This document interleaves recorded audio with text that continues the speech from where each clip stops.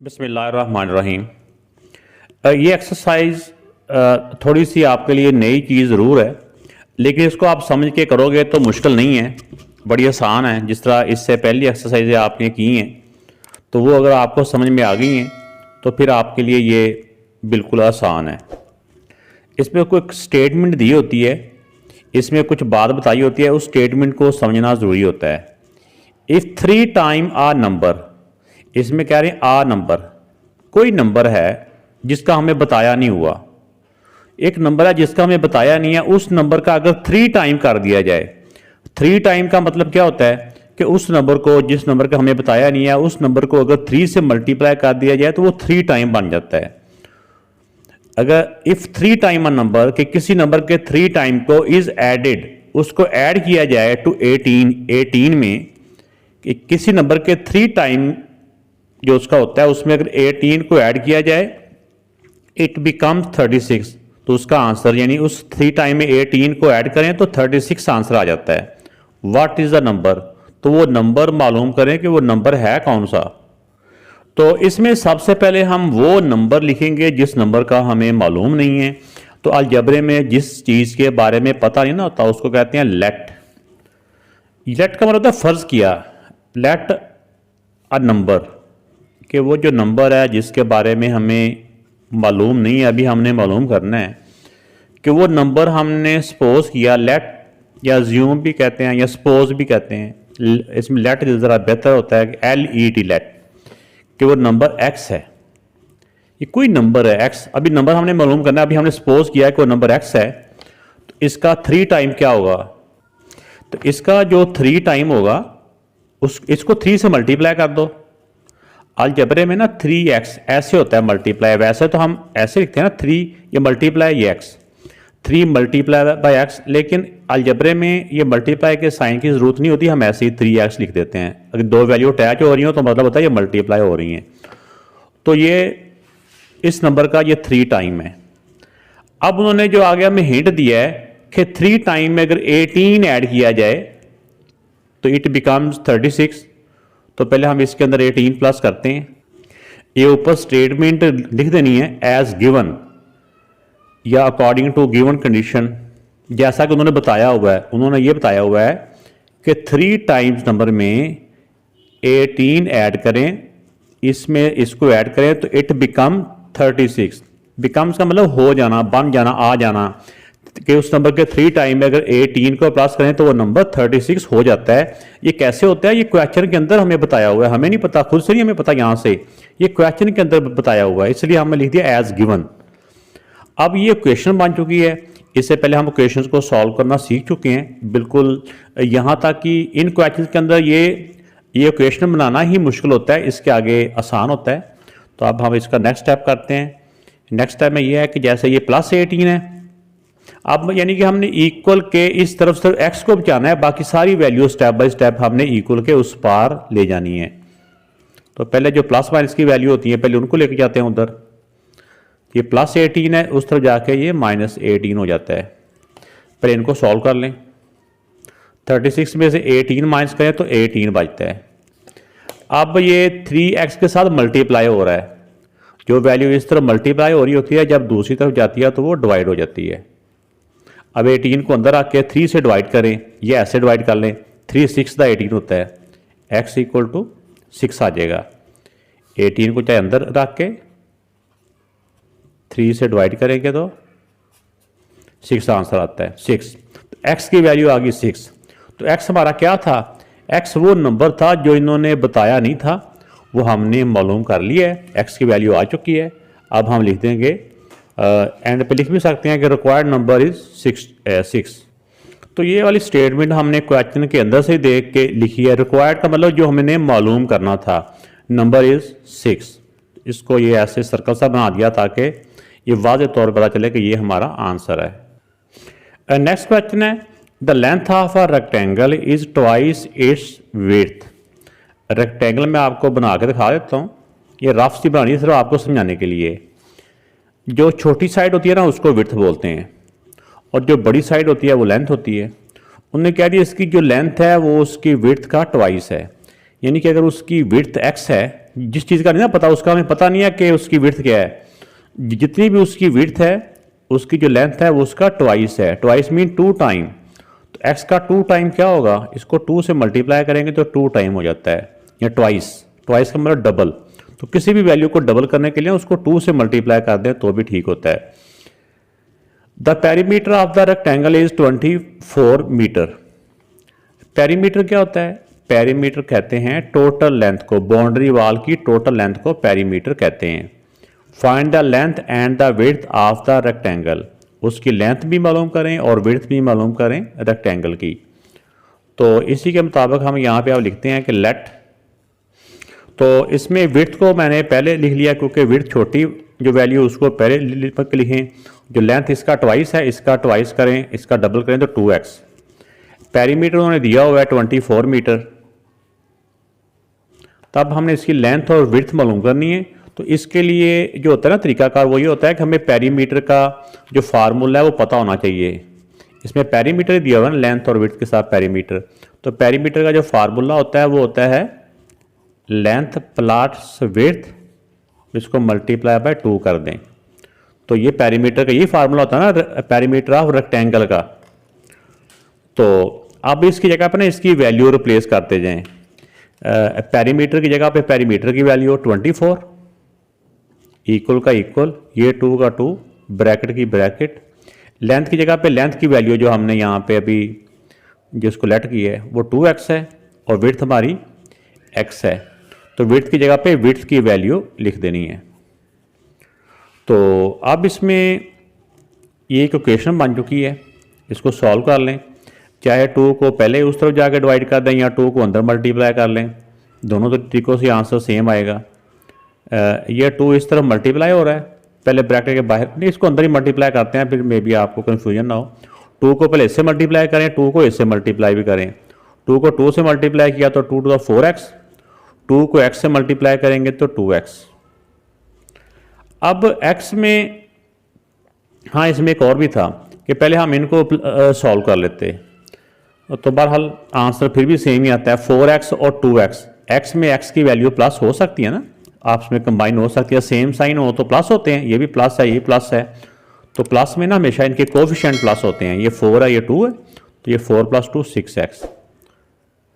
तो अब x रह जाएगा इधर ही, ये 6 इस तरफ मल्टीप्लाई हो रहा है, दूसरी तरफ जाकर ये 6 डिवाइड हो जाएगा ये। अब 24 को अंदर आके आप 6 से डिवाइड करें तो 6 1 दा और 6 4 दा, तो x इक्वल टू आ गया 4। x इक्वल टू क्या आ गया 4। ओवर 1 लिखने की ज़रूरत नहीं होती, यानी कि हमेशा फ्रैक्शन में 1 लिखने की ज़रूरत नहीं होती। x इक्वल टू आ गया 4। तो x हमारा क्या था? x हमारा था विड्थ। तो विड्थ हमारी आ चुकी है 4, इसके साथ हम लिख लेते हैं। तो इसकी विड्थ के आगे 4 आ गया, इसके साथ यूनिट लिखेंगे जो उन्होंने पेरीमीटर के साथ दिया होता, मीटर लिखा था ना यहाँ पे भी हम इसके साथ मीटर लिख देंगे। और लेंथ का हमें बताया था ना कि इसका डबल, लेंथ विड्थ का डबल। तो चाहे x के अंदर 4 पुट कर दें, 4 टू द 8, तो चाहे वैसे आप नंबर आ गया, नंबर का डबल कर दें 8, तो लेंथ उसकी 8 मीटर है। तो ये दोनों हमारे लेंथ और विड्थ आ चुकी है, ये आंसर है। इस क्वेश्चन में है Rafe is 2 year older than Sally. ये दो नाम है, राफे और साले। तो Rafe is 2 year older, Rafe 2 साल बड़ा है किससे? साले से। तो the sum of their ages is 28, यानी कि 28 ईयर उनकी दोनों की एज है। उनको यानी कि उन दोनों की एजेस को प्लस करें तो 28 है। फाइंड देयर एजेस, उनकी एजेस बतानी क्या है। अब ये बड़ा है, अगर इसकी एज का हमें पता चल जाए साले की, तो उसमें 2 प्लस करेंगे तो राफे की एज आ जाएगी। ऐसी है ना, जो चीज़ मालूम नहीं होती, जहाँ से स्टार्ट लेना होता है पहले उसको हमने सपोज कर लेना है कि वो x है। तो पहले हमने सपोज किया लेट एज ऑफ साले, कि साले की एज हमने फर्ज किया कि उसकी x है, x ईयर, ठीक है ना, ईयर साथ चलो आप लिख लें चाहे ना लिखें।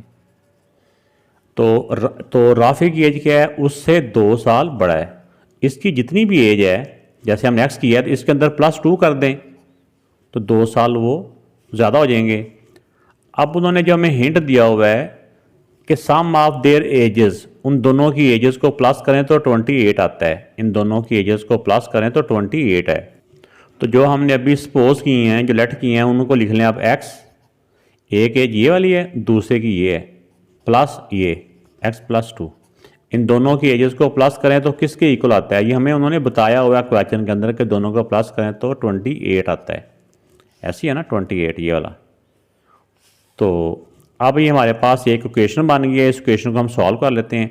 एक्स में एक्स को प्लस करें, एक्स प्लस एक्स, तो जब प्लस करना होता है ना सेम साइन हो तो इनके ये कोएफिशिएंट प्लस होते हैं, 1 ये 2, 2x ये प्लस 2 इक्वल टू 28। तो ये इक्वेशन बन चुकी है। पहले प्लस माइनस की जो अकेली वैल्यू होती है पहले उनको दूसरी तरफ मूव करना है हमने। ये +2 है, दूसरी तरफ जाएगा तो -2 हो जाएगा। ये एज इट इज़ 26 से 2 माइनस किया तो 28 से 2 माइनस किया तो 26। अब ये 2 इस तरफ मल्टीप्लाई हो रहा है, दूसरी तरफ जाएगा तो डिवाइड हो जाएगा। ये 26 को 2 से डिवाइड करें तो आंसर आता है 13। तो अब x है जी, एक की एज आ गई है, यानी इसकी एज आ गई है। x था ना, जो x होता है ये समझो इसका आंसर आ गया। एज ऑफ साले की एज 13 ईयर और एज ऑफ राफे इससे 2 साल बड़ा है। या दूसरे लफ्ज़ों में ये कह लें x की जगह पे x की वैल्यू पुट कर देंगे। x की वैल्यू 13 आई है ना, तो 13 + 2। तो या वैसे कह लें कि इसकी एज 13 आई है तो 13 + 2 इक्वल टू 15। तो एक बच्चे की एज 13 ईयर है और दूसरे की 15 ईयर है।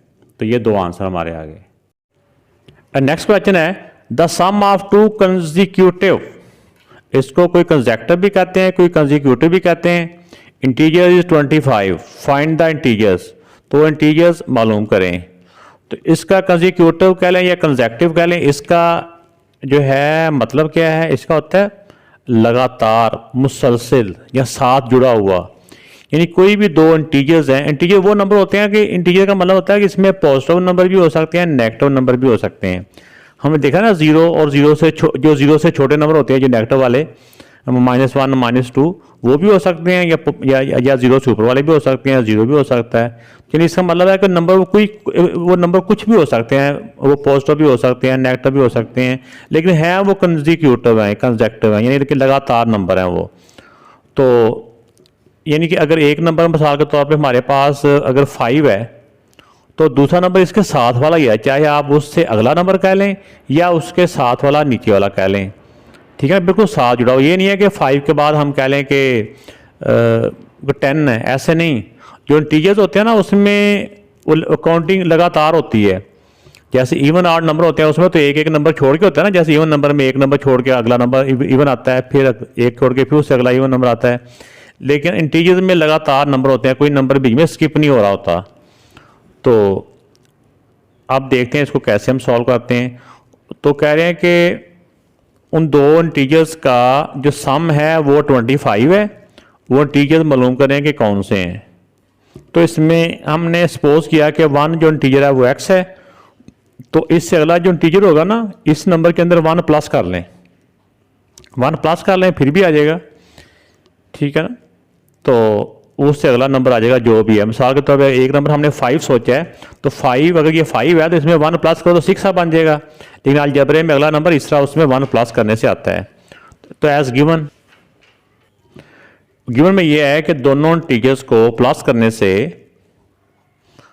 एक इंटीजर ये होगा, दूसरा ये x + 1 है, x + 1, इनको प्लस करने से आ रहा है 25। ठीक हो गया, ये 25 है। तो इसमें अब एक इंटीजर ये था, दूसरा ये था, इन दोनों को हम क्या कर रहे हैं प्लस। ये आपको समझाने के लिए मैंने अंडरलाइन किया। x में x सॉल्व हो जाएगा, सेम साइन है, प्लस हो जाएंगे, और ये +1 जो है ना ये दूसरी तरफ चला जाएगा, दूसरी तरफ जाके माइनस का हो जाता है। x में x को प्लस करें तो ये हो जाता है 2x इक्वल टू 25। ये जो +1 है ये इक्वल के पार चल जाएगा। जब इक्वल के पार लेके जाते हैं ना फिर इनके साइन चेंज हो जाते हैं। 24 21 से 25 से 1 माइनस किया 24। अब ये 2 इस तरफ हो रहा है, मल्टीप्लाई हो रहा है, दूसरी तरफ जाकर ये डिवाइड हो जाएगा। तो 24 को जब 2 से हम डिवाइड करते हैं ना तो ये आ जाता है 12। ठीक है, या 2 1 था 2 12 का होता है। तो अब एक x था हमारा, एक इंटीजर आ गया। अब दूसरा इंटीजर क्या आ गया, x की वैल्यू 12 आई ना, 12 में 1 प्लस करो तो दूसरा इंटीजर आ जाएगा। तो 1 इंटीजर 12 और दूसरा इंटीजर क्या होगा, इसमें 1 प्लस कर देंगे तो दूसरा इंटीजर आएगा 13। तो ये हमारे दो आंसर है। उन्होंने दोनों क्या था इंटीजर मालूम करे। अब देखो ना, दोनों को प्लस करने से 13 और 12 को प्लस करने से 25 आता है ना। तो ये भी देखें, दोनों इंटीजर का उन्होंने यही कहा था कि दोनों इंटीजर को प्लस करने से 25 आता है। तो ये हमारा आंसर आ चुके हैं। नेक्स्ट क्वेश्चन है, थिंक का नंबर, एक नंबर सोचें, मल्टीप्लाई इट बाय 3, फिर उसको 3 से मल्टीप्लाई करें, एंड देन सब्ट्रैक्ट 5, फिर उसमें से 5 सब्ट्रैक्ट कर दें। कोई नंबर है उसको 3 से मल्टीप्लाई करना है, फिर उसमें से 5 माइनस करना है, द रिजल्ट इज 22। तो उसका जो रिजल्ट आता है, यानी कि उनको मल्टीप्लाई करके और माइनस करके जो आंसर आता है ना, वो 22 आता है। व्हाट इज अ नंबर, वो नंबर कौन सा था जो सोचा था। आइए उसको सॉल्व करते हैं। तो वो नंबर है x। हमने सपोज किया कि जो नंबर सोचा है वो x है। तो एज गिवन उन्होंने बताया कि उस नंबर को 3 से मल्टीप्लाई करें, जैसे x है इसको 3 से मल्टीप्लाई करें, फिर सब्ट्रैक्ट 5, फिर उसमें से 5 सब्ट्रैक्ट कर दें। द रिजल्ट इज, उसका जो रिजल्ट आता है यानी इक्वल के बाद इनको सॉल्व करने से जो आंसर आता है वो 22 है। ये हमें उन्होंने बताया होगा कि 22 है, वरना हमें नहीं पता। तो अब इसको सॉल्व कर लें। जो वैल्यू माइनस की होती है वो उस तरफ जाके प्लस की हो जाएगी, +5। 22 में 5 प्लस करें तो 27। तो अब 3 इस तरफ मल्टीप्लाई हो रहा है। जब ये एक नंबर बन जाए ना तो फिर इसको छेड़ना होता है। ये 3 मल्टीप्लाई हो रहा है, दूसरी तरफ जाकर ये डिवाइड हो जाएगा। 27 को 3 से डिवाइड करें तो आंसर आता है 9। तो वो जो नंबर है जो उन्होंने कहा था सोचने का, वो नंबर 9 है। 9 आंसर आता है। तो इस तरह करके एंड पे लिख देंगे रिक्वायर्ड नंबर 9। क्वेश्चन नंबर 6 है, द सम ऑफ 4 कंसेक्यूटिव या कंसेक्यूटिव ऑड नंबर्स इज 56। 4 लगातार ऑड नंबर हैं। ऑड क्या होता है, ताक कहते हैं उर्दू में, ताक एक जुफ्त होता है ना, एक ताक होता है वो। तो 4 जो लगातार ऑड नंबर हैं उनका जो सम है उनको प्लस करने से 56 आता है। Find the greatest of the 4 number, उन 4 नंबर में जो ग्रेटेस्ट नंबर है ना वो बताएं। तो ऑड नंबर कौन से होते हैं, एक तो ऑड नंबर यानी कि हम जो समझते हैं कि ये होते हैं ना कि जो 2 के टेबल से डिवाइड नहीं होते। जो 2 के टेबल से डिवाइड होते हैं वो इवन नंबर होते हैं, जो 2 के टेबल से डिवाइड नहीं होते वो ऑड नंबर होते हैं। तो जो लगातार नंबर होते हैं ना, उन्होंने कहा है कि मुसलसल वो नंबर हैं 4 हैं वो। तो अगर हमें एक और नंबर का पता हो ना, मिसाल के तौर पे कोई भी एक नंबर है, यहाँ पे मैं लिखता हूँ मिसाल के तौर पे एक नंबर और 1 ही है, तो अगला नंबर कौन सा होगा, इसके अंदर 2 प्लस कर देंगे तो उससे अगला नंबर आ जाएगा। क्योंकि जो और नंबर होता है ना, एक नंबर छोड़ के एक होता है, तो फिर उससे अगला नंबर कैसे आएगा, उस वाले नंबर में फिर 2 प्लस कर दें तो वो उससे अगला और नंबर आ जाएगा। फिर चौथा, तीसरे वाले में अगर 5 प्लस 5 में फिर 2 प्लस कर दें तो उससे अगला और नंबर आ जाएगा। इसमें 2 का डिफरेंस होता है, ठीक है ना, तो इसलिए 2 प्लस करते हैं। तो इसी तरीके के मुताबिक हमने एक जो है और नंबर सपोज कर लेना है x, फिर एक x में हमने 2 प्लस कर लेना है, फिर इसी तरह अगले नंबर हम मालूम करते जाएंगे। तब हमने सपोज किया कि जो 1 ऑड नंबर x है उससे जो नेक्स्ट नंबर होगा वो कैसा होगा, इसके अंदर 2 प्लस कर देंगे तो उससे अगला नंबर आ जाएगा। तो ये सारा हमारा सेकंड नंबर बन गया। अब सेकंड से थर्ड वाला उससे अगला नंबर मालूम करना होगा, इस सेकंड नंबर के अंदर 2 और प्लस कर दें, ठीक है ना। अगर फोर्थ वाला नंबर मालूम करना होगा तो इसके अंदर मजीद 2 प्लस कर दें। ये तो पहले ही है ना, ऐसे इसके अंदर मजीद 2 प्लस कर दें।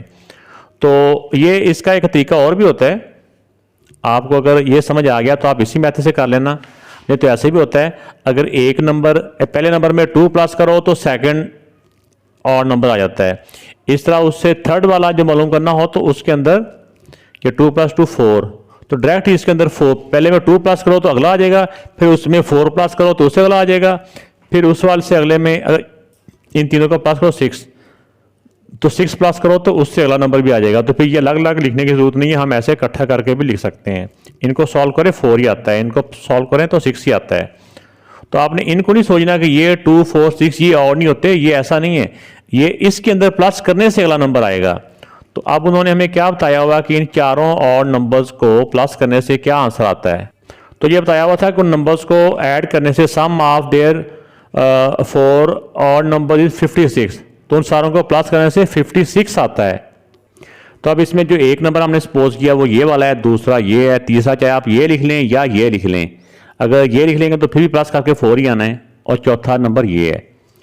तो उन्होंने बताया हुआ कि इन चारों को प्लस करने से एक नंबर ये प्लस, दूसरा नंबर ये है x + 2, और प्लस तीसरा नंबर कौन सा है x + 4, और चौथा नंबर है x + 6। इन सारों को प्लस करने से क्या बताया उन्होंने आता है, उन्होंने बताया 56 आता है। तो ये इक्वल टू इन सारों को प्लस करके इक्वल टू 56। अब इसमें x वाले अलग से प्लस कर लें आप, ये x वालों को एक तरफ कर लें, ये भी x है, ये भी x है, ये भी x है, ये भी x है, तो 4 x आ रहे हैं।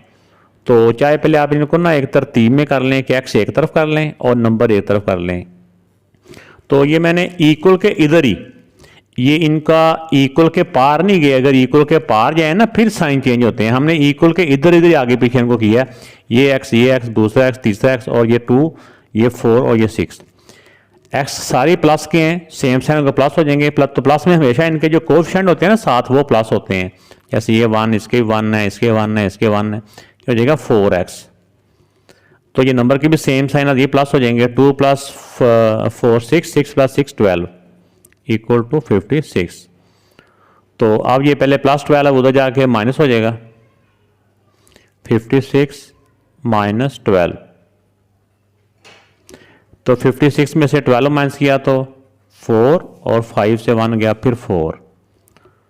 तो अब इसको हम सॉल्व कर लेते हैं इधर, यहाँ पे x रह जाएगा इधर ही, ये 4 इस तरफ मल्टीप्लाई और दूसरी तरफ जाके डिवाइड हो जाएगा। 44 को 4 से डिवाइड करें तो आंसर आ जाएगा 11। तो अब इसका जो पहला नंबर है ना, जो पहला ऑड नंबर है वो आ गया 11, फिर उसमें 2 प्लस करेंगे तो उससे अगला नंबर आ जाएगा। तो अब एक जो ऑड नंबर है वो हमारा आ चुका है 11। तो अब नेक्स्ट हम इसी से हम सॉल्व करते जाएंगे कि 1 ऑड नंबर 11 है, सेकंड वाला ऑड नंबर क्या होगा, इसके अंदर हम 2 प्लस करेंगे तो उससे अगला ऑड नंबर आ जाएगा, वो आ जाएगा हमारा 13। फिर इसके अंदर फिर आप 2 प्लस कर लें तो उससे अगला नंबर आ जाएगा 15। फिर इसके अंदर 2 प्लस कर लें तो उससे अगला नंबर आ जाएगा 17। तो हमने इसके साथ फोर्थ ऑड नंबर क्यों नहीं लिखा, वो क्वेश्चन के अंदर उन्होंने लिखा हुआ कि इन चारों में से जो ग्रेटेस्ट ऑड नंबर है वो लिखें, इसलिए मैंने यहाँ पे ग्रेटेस्ट लिख दिया, वरना हम फोर्थ भी लिख देते तो भी ठीक था। उन्होंने सिर्फ चौथे वाले का पूछा कि क्या है, वो 17 है। तो अगर सारे पूछते तो सारे ये थे, लेकिन अगर उन्होंने ग्रेटेस्ट का पूछा तो फिर वो एक ही है, यानी कि तीनों में से सबसे बड़ा ये है, तो ये इसका आंसर आ गया। नेक्स्ट क्वेश्चन करने से पहले मैं बताता चलूँ कि जो मैंने जो ज़्यादा सीखा है, जो सुना है, वो इसको कंसेक्टिव बोलना है, कंसेक्टिव, इसको होता है लगातार मुसलसल। ठीक हो गया। अब नेक्स्ट क्वेश्चन है the sum of half of a number. कोई नंबर है, ठीक है ना, उस नंबर का हाफ, नंबर हम सपोज करेंगे कि x है, एक नंबर का जो हाफ है, हाफ करते हैं डिवाइड बाय 2 कर देंगे, एंड 49, इस नंबर के हाफ का और 49 का सम कहते हैं प्लस करना, कि जो प्लस करके आंसर आता है, इस नंबर का हाफ का और 49 को प्लस करने से जो आंसर आता है ना, वो आंसर आता है 2 होल 1/4 ऑफ द नंबर। वो जो नंबर है उसका ये, यानी ऑफ की जगह पे मल्टीप्लाई करके नंबर की जगह पे ये नंबर आ जाएगा। तो फाइंड द नंबर, तो इसको हम सॉल्व कर लेते हैं। तो अब देखें कि इसका मैं लिख लिया लेट नंबर या late required number is x, वो जो नंबर x है, फिर उसका हाफ करेंगे, हाफ आ नंबर या हाफ इट या हाफ नंबर भी आप लिख सकते हैं। किसी भी वैल्यू का हाफ करना हो ना उसको डिवाइड बाय 2 कर दें, इसका हाफ हो गया। फिर उन्होंने बताया हुआ है कि इसके हाफ का और 49 का सम ये आता है। तो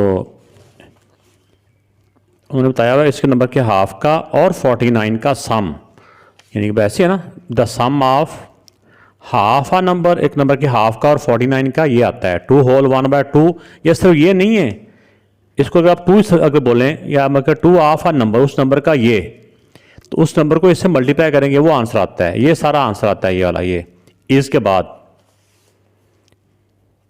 2 होल 1/4 ऑफ नंबर का है ना, तो नंबर के ऑफ को मल्टीप्लाई कर देंगे और नंबर की जगह पे x, ऑफ को मल्टीप्लाई और नंबर की जगह पे x।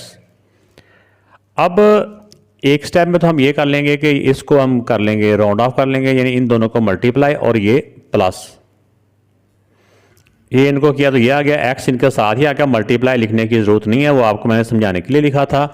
अब इसमें हम ये करेंगे, इसको भी सॉल्व करने के ना आगे 2 तरीके हैं। एक तो होता है कि सबका ही, जिस तरह अगर आपने पिछली एक्सरसाइज मेरी समझी हुई है उसमें फ्रैक्शन को ख़त्म करने का तरीका मैंने बताया हुआ है, तो एक तो वो तरीका है, या फिर इसका एलसीएम का तरीका भी है।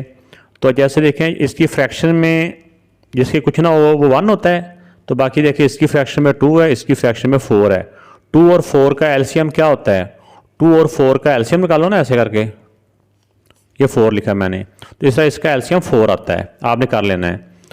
तो इसकी ये फ्रैक्शन ख़त्म करने के लिए इन सारों को 4 से मल्टीप्लाई कर दें। फ्रैक्शन वालों का जो भी एलसीएम आएगा ना, उस एलसीएम को सारी टर्म्स के साथ, इसके साथ भी, इसके साथ भी, इसके साथ भी मल्टीप्लाई कर लें। और दूसरा तरीका ये होता है कि एक्स वालों को एक तरफ पहले ले आएं, ये प्लस का है, इस तरफ आगे माइनस का हो जाएगा, ये साथ एक्स भी है, ये प्लस 49 उधर जाके माइनस का 49 हो जाएगा। ये एलसीएम वाला तरीका नहीं, आप दूसरा मैथड करा रहा हूँ। इसमें ये जो फ्रैक्शन है इनका अलग से एलसीएम कर लें, 2 और 4 का एलसीएम 4 ही होता है। अब 2 को किससे मल्टीप्लाई करें, 4 होता है, 2 को 2 से मल्टीप्लाई करें तो 4 होता है, तो इसी 2 को ऊपर भी मल्टीप्लाई करें, 2 को x से मल्टीप्लाई किया तो 2x।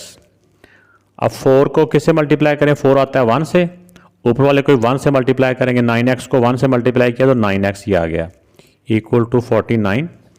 अब ये जो 4 है इस तरफ डिवाइड हो रहा है, दूसरी तरफ जाके मल्टीप्लाई हो जाएगा, ये x के साथ x सॉल्व हो जाएगा, इनके डिफरेंट साइन है, ये भी x है, ये भी x है, 9 का माइनस है और 2 का पॉजिटिव है, तो डिफरेंट साइन हो तो माइनस होते हैं, 9 से 2 माइनस किया तो 7x, और बड़े नंबर का साइन, ये जो 4 डिवाइड हो रहा था, चाहे आप इसको अभी ले जाएं उधर या अगले स्टेप में ले जाएं, ये 4 इस तरफ डिवाइड हो रहा है, उस तरफ जाके ये मल्टीप्लाई हो जाएगा, 49 मल्टीप्लाई बाय 4, तो ये प्लस 49 था, उस तरफ जाके ये माइनस का होना था इसने, ऐसे। तो पहले इनको मल्टीप्लाई कर लें, बाद में ये जो 7 इससे मल्टीप्लाई हो रहा है उस तरफ जाके ये डिवाइड हो जाएगा, तो ये माइनस का 196 आ गया। अब ये जो 7 है ना, जो इसके साथ अटैच होता है, मैं दोबारा से बता रहा हूँ, ये मल्टीप्लाई हो रहा है, इस तरफ ये मल्टीप्लाई हो रहा है तो दूसरी तरफ जाके ये डिवाइड हो जाएगा। ऊपर कर लेते हैं यहाँ पे, इस तरफ सिर्फ एक्स रह गया, -196 डिवाइड बाय -7। अब माइनस और माइनस प्लस हो जाते हैं, 196 को 7 से डिवाइड करेंगे तो 28 आ जाता है, तो ये 28 इसका आंसर है। ये हमारा रिक्वायर्ड नंबर है, जो नंबर जिसके बारे में उन्होंने कहा था कि इस नंबर का हाफ करें, तो फिर उसको 49 प्लस करें तो जो कुछ भी आता है ना ये है। इस तरह करके मैंने लिख दिया और इसको ऐसे करके ब्रैकेट में क्लोज कर दें ताकि ये थोड़ा सा वाज़े नज़र आए। नेक्स्ट क्वेश्चन है, mister Farooq is 3 time as old as his son. Mister Farooq अपने बेटे की एज का 3 टाइम है। मिसाल के तौर पे अगर एक बेटा 10 ईयर्स का है तो उसको 3 टाइम, यानी उस 10 को 3 से मल्टीप्लाई कर 30, तो उसके फादर की एज 30 ईयर हो जाएगी। वो कह रहा है कि their combine age is 40 year, उन दोनों की जब एज को इकट्ठा किया जाए तो 40 ईयर बनते हैं। व्हाट आर देयर एजेस, तो उनकी एजेस क्या हैं। तो पहले जो छोटी होती है ना, जो भी छोटी वैल्यू होती है, पहले उसको हम लिखेंगे कि पहले इसकी सन की एज को लिखेंगे, बेटे की एज को, सपोज किया कि उसके जो बेटे की एज है वो एक्स ईयर्स है, एक्स ईयर, और एज ऑफ फ़ारूक की एज का उन्होंने बताया ना 3 टाइम है, 3 time as old as his son, उसके सन का 3 टाइम, उसके सन की एज जितनी भी है उसका 3 टाइम, उसको 3 से मल्टीप्लाई कर देंगे। फिर नेक्स्ट उन्होंने बताया हुआ है कि उनकी एज का जो कंबाइनिंग है, कंबाइन करें तो 40 ईयर बनता है, ठीक है ना, ये 40 ईयर। तो आप इनकी दोनों के एज को प्लस करें, x plus 3x equal to होता है 40। ये उन्होंने बताया हुआ कि इन दोनों की एजेस को प्लस करें तो 40 ईयर बनता है। अब ये एक हमारे पास इक्वेशन बन गई है, इक्वेशन को सॉल्व करना आसान होता है, ये इक्वेशन बनानी ही मुश्किल होती है। ये दोनों के सेम साइन है, प्लस हो गए 3 और 1, सेम साइन प्लस होती है, प्लस 1 4, 4x इक्वल टू 40। ये 4 इस तरफ मल्टीप्लाई हो रहा है तो उस तरफ जाके ये डिवाइड हो जाएगा। तब 40 को 4 से डिवाइड करें तो 10 आंसर आता है। तो x क्या था, x था एज ऑफ सन, तो ये सन की एज आ गई, उसके बेटे की एज आ गई है, तो एज ऑफ सन 10 ईयर्स, तो एज ऑफ मिस्टर फारूक उसका 3 टाइम है, यानी x की जगह पे हम 3, x की जगह पे अगर x की वैल्यू पुट कर दें जो कि 10 आई है अभी हमारे पास, तो 10 को 3 के साथ मल्टीप्लाई करें तो ऐसे 30 ईयर्स। मैंने तो 10 खैर वैसे ही बोला था एक एग्जांपल देने के लिए, लेकिन मुझे क्या पता था कि सचमुच में यही आंसर आ जाने हैं। तो ये बेटा इसके आंसर आ गए। नेक्स्ट क्वेश्चन है मुनज़्ज़ा, ये गर्ल्स के नाम होते हैं। स्पेंड 95 रुपीज़, उसने 95 रुपीज़ स्पेंड किए हैं, यानी खर्च किए हैं, टोटल वो इतनी खर्च करके आई है। She bias a mathematics book, उसने एक मतलब एक मैथ की बुक खरीदी है, एंड आ डायरी, और एक डायरी खरीदी है। अब ये कितने कितनी है ये नहीं उन्होंने बताया, सिर्फ ये बताया कि उसके टोटल 95 का बिल बना है। आगे उन्होंने हमें हिंट दिया हुआ है, if the cost of diary is 5 rupees more than the mathematics. वो कह रहे हैं कि अगर डायरी की जो कॉस्ट है वो 5 रुपये ज़्यादा है, किससे, मैथ से, फाइंड देयर प्राइसेस, तो उन चीज़ों की, दोनों चीज़ों की प्राइस बताएं। तो इसमें कम प्राइस किसकी बताई उन्होंने, मैथ की। मैथ की प्राइस को अगर हम x कर लेते हैं तो डायरी की कीमत जो प्राइस है उससे 5 रुपये ज़्यादा है, यानी x में 5 प्लस कर लेंगे हम। तो बेटा जिस तरह उन्होंने बताया कि मैथ की जो भी प्राइस है उसको हमने सपोज कर लिया कि फ़र्ज़ कर लिया कि उसकी प्राइस x रुपीज़ है, इसके साथ रुपीज़ अगर लिख दें तो भी ठीक है, नहीं तो जब एक्स वाई लिख रहे हो ना तो फिर ये रुपीज़ लिखने की ज़रूरत नहीं होती। तो प्राइस ऑफ डायरी, उसकी डायरी की प्राइस क्या है, जितनी मैथ की प्राइस है उससे 5 रुपये ज़्यादा है, यानी उसमें 5 और प्लस कर देंगे, ठीक हो गया। ये मैथ की प्राइस होगी, ये डायरी की प्राइस होगी। अब उन्होंने क्या बताया हुआ है एज गिवन कि उन दोनों की प्राइस जो टोटल बनी है ना वो 95 रुपीज़ है, इसकी प्राइस प्लस इसकी प्राइस ये वाली, इन दोनों को इसको दोनों को प्लस करना है, इन दोनों को प्लस करें तो 95 है। ये हमारे पास एक ओकेशन बन गई है, उर्दू में मसावात कहते हैं। इसके मुताबिक अब हम इसको सॉल्व कर लेंगे। x में x को प्लस करें तो 2x, ये +5 है, उधर जाके ये -5 हो जाएगा। तो नेक्स्ट टाइम से इनको सॉल्व करना है। 2x 95 माइनस 5 करेंगे तो 90 आएगा, 95 में से 5 माइनस किया तो 90 आ गया। तो अब ये जो 2 है ये x के साथ मल्टीप्लाई हो रहा है, क्योंकि हमने एंड तक x को इस तरफ जाना होता है, एक तरफ x रहेगा बाकी सारी वैल्यू दूसरी तरफ चली जाएंगी। तो ये x के साथ 2 मल्टीप्लाई हो रहा है तो दूसरी तरफ जाके ये 2 डिवाइड हो जाएगा। अब 90 को 2 से डिवाइड करें तो आंसर आ जाता है 45। तो ये जो 45 आया ना, ये क्या आ गया, ये आ गया उसकी price of math, x math की प्राइस थी ना, तो अब यहाँ पे नीचे लिख देंगे। तो x क्योंकि मैथ की प्राइस थी इसलिए जो x की वैल्यू आई है वो समझो मैथ की प्राइस आ गई है, साथ आप रुपीज़ लिख दें 45, और डायरी ये D लिखा हुआ है। डायरी की प्राइस क्या है, मैथ की प्राइस से 5 रुपीज़ ज़्यादा है, तो इसमें 5 प्लस कर लेंगे, यानी क्या 50 रुपीज़। तो इसमें ये 50 का है और ये 45 का, तो टोटल बिल फिर कितना बन गया? 95 बनना था ना। तो ये बेटा आंसर आ गए हैं। नेक्स्ट क्वेश्चन है, उमर बायज आ रॉप 27 मीटर लॉन्ग। उसने 27 मीटर लंबाई के अंदर रॉप खरीदा है, एक रस्सी कह लें, रस्सा कह लें, ठीक है ना, और उसकी लंबाई टोटल कितनी है? 27 metre. He cuts it into 2 pieces. उसने इसके 2 पीस किए और वो इस तरह से किए हैं कि 1 piece is 9 metre longer than the other, कि एक पीस दूसरे पीस से 9 मीटर ज़्यादा है। Find the length of 2 pieces. तो उन दोनों पीसेस की आपने लेंथ बतानी है। तो ये क्वेश्चन के मुताबिक मैंने डाटा लिख दिया है। टोटल जो लेंथ है उसकी वो 27 मीटर है। 1 पीस की लेंथ, उसमें से आपने सपोज किया कि एक पीस है वो x मीटर लंबा है, दूसरा जो पीस है ना वो उससे 9 मीटर ज़्यादा है, 9 मीटर है ना। यानी इसके अंदर अगर एक ही प्राइस हमने फ़र्ज़ कर लिया कि ये है, इसके अंदर 9 प्लस करें तो वो दूसरा पीस की लेंथ आ जाती है। तो अब उन्होंने बताया हुआ है एज गिवन कि दोनों पीसों को प्लस करें तो टोटल लेंथ कितनी आती है? टोटल लेंथ तो वही आएगी ना, वो जितनी उसकी लेंथ थी। तो हम एक पीस प्लस ये दूसरा पीस, एक पीस की लेंथ हमने ये सपोज किया, दूसरे की ये किया, इन दोनों को प्लस करें तो इक्वल टू 27। अब x में x को प्लस किया 2x प्लस 9 इक्वल टू 27। ये पहले प्लस 9 उस तरफ जाके माइनस का 9 हो जाएगा, और 27 से 9 माइनस किया तो क्या आ गया? 18। अब 2 इस तरफ मल्टीप्लाई हो रहा, दूसरी तरफ जाके 2 डिवाइड हो जाएगा।